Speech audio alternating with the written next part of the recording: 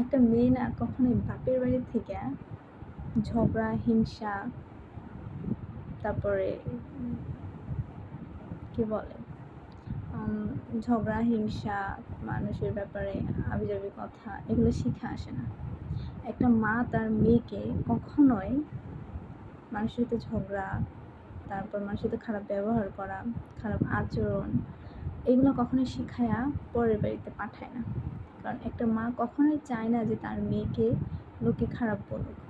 একটা মা কখনোই চায় না যে তার শ্বশুর বাড়ি থেকে তার মেয়ের নামে কোনো বিচার আসুক।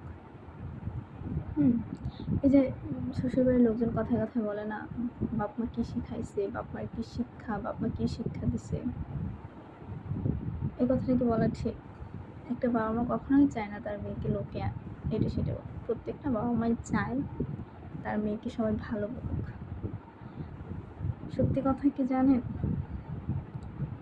এই যে মেয়েটা আসতেছে, মানে বউ হয়ে আপনাদের বাসায় আসে, বা যে মেয়েটাকে আপনারা কথাগুলো বলেন, সে কিন্তু দেখে শিখে। আপনাদের আচরণ, আপনাদের কথাবার্তা, আপনাদের চালচলন দেখে সে শিখে। সুতরাং অন্য কারোর উপর আঙুল দেওয়ার আগে ভাববেন আপনি ঠিক কী, আপনাদের ব্যবহারটা কীরকম।